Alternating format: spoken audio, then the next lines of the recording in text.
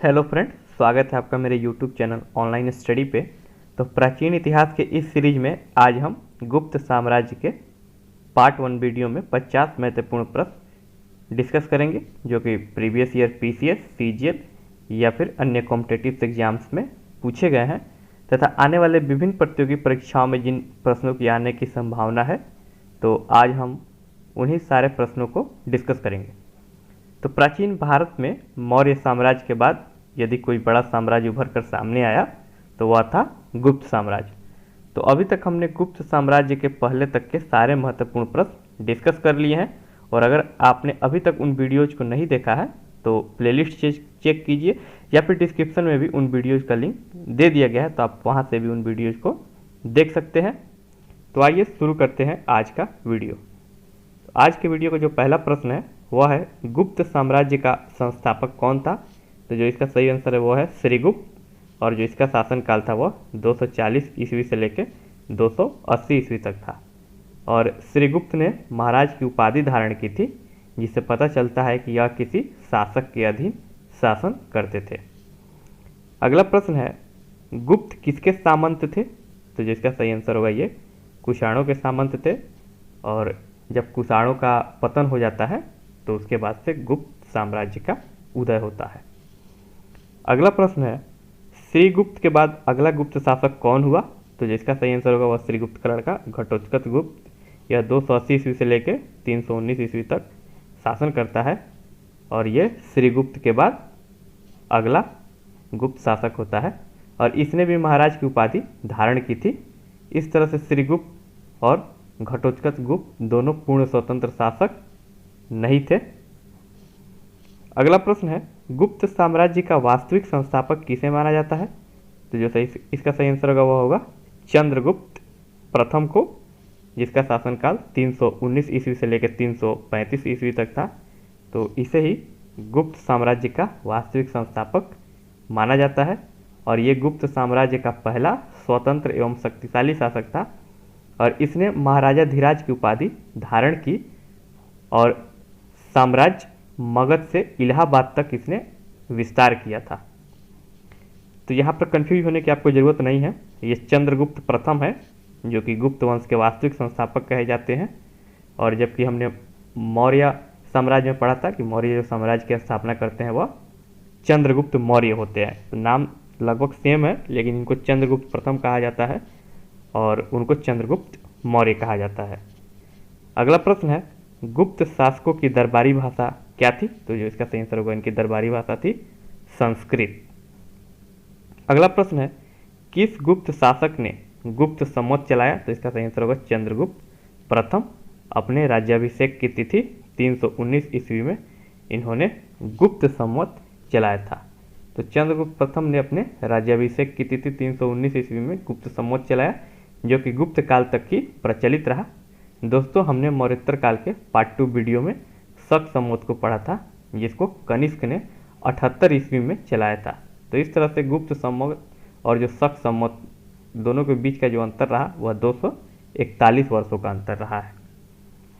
अगला प्रश्न है, चंद्रगुप्त प्रथम का विवाह किसके साथ हुआ था? तो जो इसका सही आंसर होगा लिच्छवी राज की राजकुमारी कुमार देवी के साथ चंद्रगुप्त प्रथम का विवाह होता है।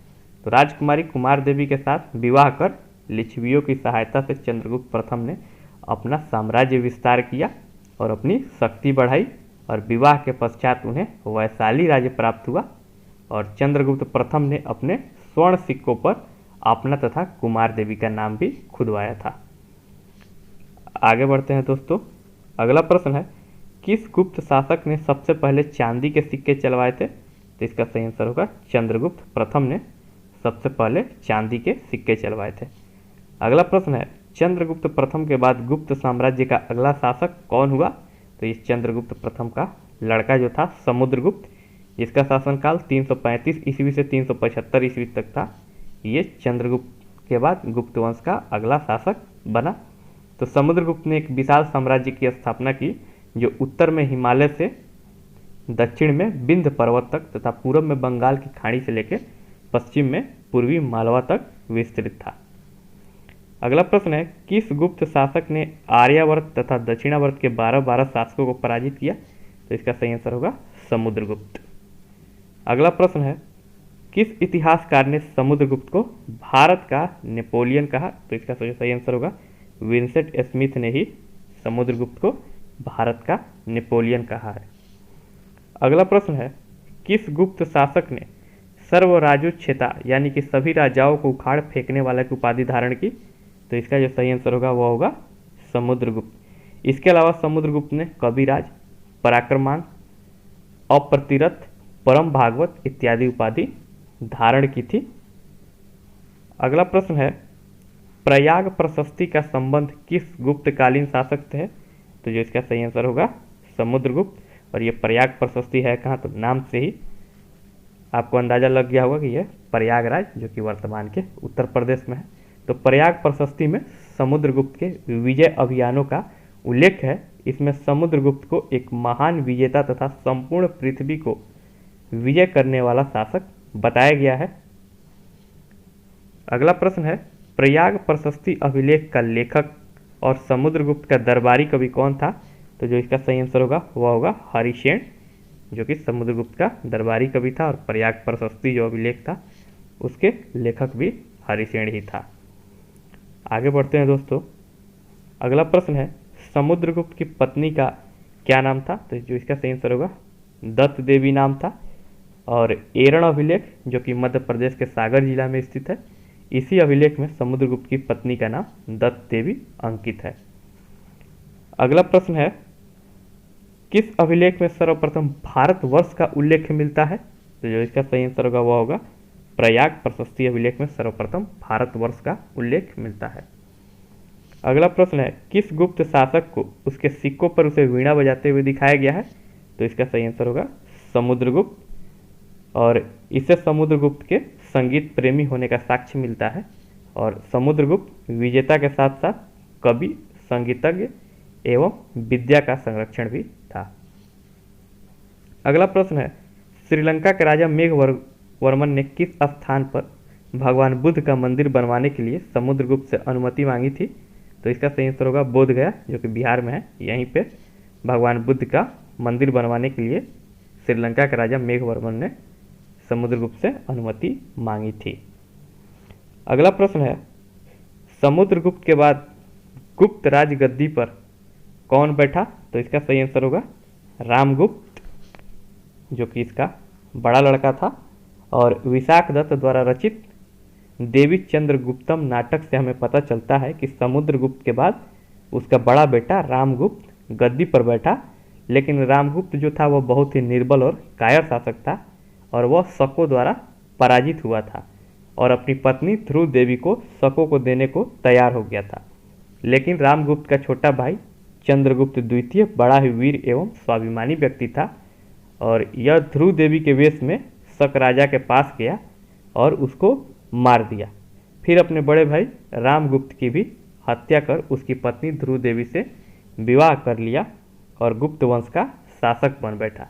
चूंकि रामगुप्त बहुत थोड़े समय के लिए ही गद्दी पर बैठा था, इसलिए इसका शासनकाल लगभग नगण्य माना जाता है।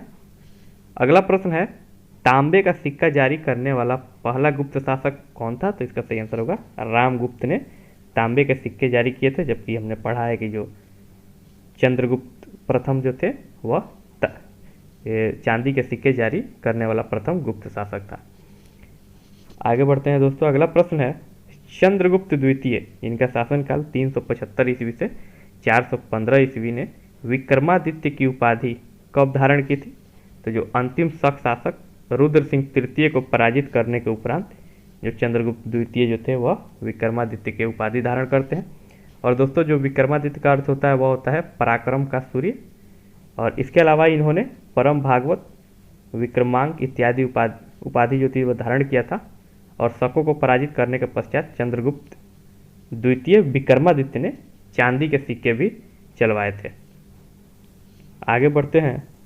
अगला प्रश्न है, दिल्ली में मेहरौली स्थित लौह स्तंभ का निर्माण किस सदी में हुआ था? तो जो इसका सही आंसर होगा चौथी सदी में हुआ था।